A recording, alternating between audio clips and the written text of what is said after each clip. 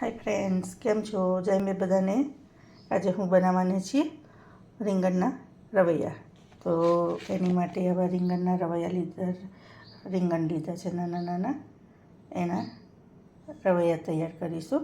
તો મેં આવી રીતે રીંગણને વચ્ચેથી કટ કરી લીધા છે. હવે એનો મસાલો તૈયાર કરીશું. પહેલાં 1 ચમચી ચણાનો લોટ લઈશું.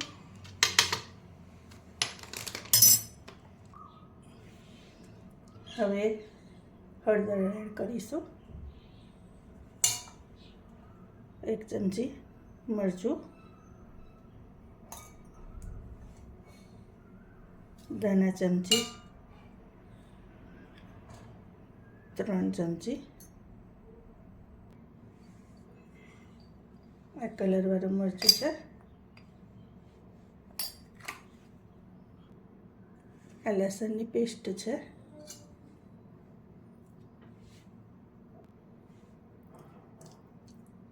આ આદુની પેસ્ટ છે,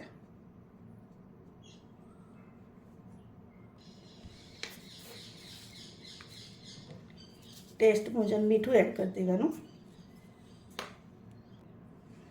આ ગોળ પણ છે, ગોળ તમને ટેસ્ટ મુજબ લેવાનો.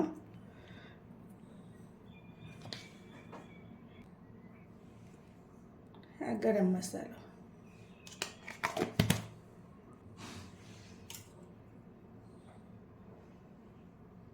હવે તેલ એડ કરીશું.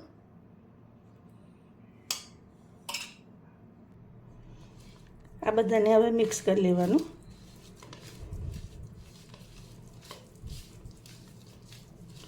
આ રીતે બનાવશો તો ખરેખર રીંગણના રવૈયા ખૂબ સરસ લાગે છે. હવે રીંગણને આવી રીતે વચ્ચેથી પૂરું કરી અંદર સુધી મસાલો થવા દેવાનો. આવી રીતે આપણે બધા રીંગણ ભરી લેવાના.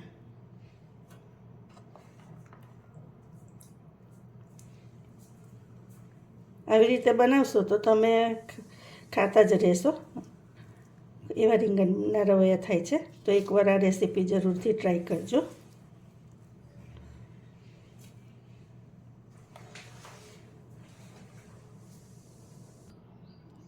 જો ફ્રેન્ડ્સ, આવી રીતે બધા રીંગણ ભરી લીધા છે. હવે એનો વઘાર કરી લઈએ. હવે આપણે એમાં તેલ એડ કરીશું. તો આ સિંગ તેલ લીધું છે મેં, 2 પરી લેશું.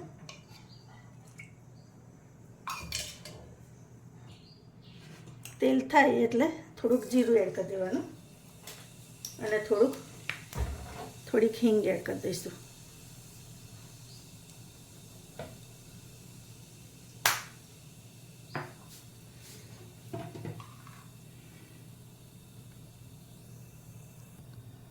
હવે આપણે બધા રીંગણ એડ કરી દઈશું.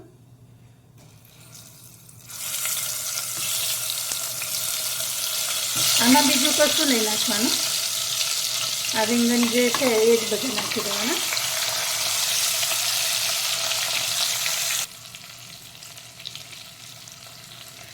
હવે જે મસાલો બનાવ્યો હતો એમાં જ બધું પાણી એડ કરી દીધું છે મેં, અને એને જ આપણે આવી રીતે એડ કરી દેવાનું. ઉપરથી થોડા ધાણા એડ કરી દઈશું. જો આ રીતની રસો રાખવાનો થોડો.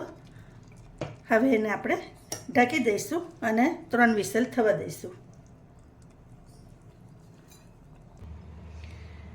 જો ફ્રેન્ડ્સ, આપણા રીંગણના રવૈયા રેડી છે. તમે જોઈ શકો છો કેટલા સરસ દેખાય છે. હવે સર્વિંગ પ્લેટમાં આપણે કાઢી લઈએ. જો ફ્રેન્ડ્સ, સર્વિંગ પ્લેટમાં લઈ લીધું છે. તો તમે જોઈ શકો છો રીંગણના રવૈયા કેટલા સરસ લાગે છે. તો એ આવી રીતે પરોઠા સાથે ખૂબ સરસ લાગે છે. તો તમને મારી રેસીપી કેવી લાગી એ જરૂરથી જણાવજો. લાઈક, શેર, સબસ્ક્રાઈબ જરૂરથી કરજો. Thank you.